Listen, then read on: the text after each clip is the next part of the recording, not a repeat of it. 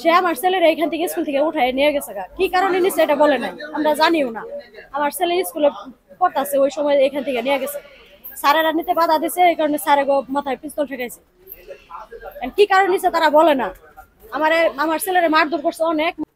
যে ছেলেরা মারছে ছেলে আমার ভাগনা ফেরদৌস। আমি এই অবস্থায় বৃষ্টির মধ্যে তাড়াহুড়া করে আইসা স্কুলের এখানে দিয়ে স্কুল প্রতিষ্ঠাতা হাশেম মামুন সহ স্যারেরা সহ ছাত্রছাত্রীরা প্রত্যেকে এখানে উপস্থিত। ওরে বন্দুক তাক করে এখান থেকে মারতে মারতে প্রত্যেকে নিয়ে গেছে। এরা শামসু মুক্তারের পরিবার এখান থেকে। তখন আমি তাড়াহুড়া করে ওই জায়গায় গেছি। যাওয়ার পর আমার বোন সহ গেছি। অকথ্য ভাষায় গালিগালা ভাই বোন রে ওইখানে হুমকি দিতেছে এবং মাইরা ফালানির হুমকি দিচ্ছে। পরবর্তীতে আমাদেরকে মাইরা ফালানোর জন্য ওরা প্রত্যেকেই হুমকি দিছে এবং ওই জায়গায় ছেলেকে নিয়ে গেছে।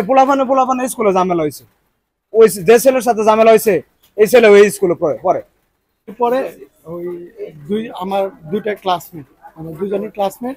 পরে আমরা হচ্ছে স্কুল ছুটি দেওয়ার পরে আমরা ওই ছুটির ফিঙ্গার পাঞ্চ দিয়ে বাইরে বের হয়েছি। পরে ওই একদল মানে আমার এক স্টুডেন্ট এসে বলতেছে যে স্যার বাইরে ঝগড়া লাগছে। পরে আমি ওইখানে গেছি। যাওয়ার পরে আমরা যারা মানে প্রাথমিকভাবে থামানোর চেষ্টা করছি। পরে হচ্ছে মানে ওই কাউসার এবং তার যারা যে সহযোগীরা আছে তারা আইসা আমাদেরকে যারা পিস্তল ত্যাগ করে আমার স্টুডেন্ট নিয়ে যাইতেছে। আপনার যারা ওই আমাদের স্কুলের সিসিটিভি ফুটেজে সবকিছু দেখতে পাবেন। আমাদের ছেলে বা বাইশটা ভাই কেউ না কেউ লেখাপড়া করে। এখানে আমরা আজকে যে ঘটনা করছে আপনারা ভিডিও ফুটেজ আছে, ভিডিও ফুটেজে দেখেন। দেখার পরে যদি মনে হয় যে না এটা অন্যায় হয় নাই, একদম ওপেন পিস্তল ধইরা তারপরে আমার ছোট ভাইরে নিয়ে গেছে মারতে মারতে।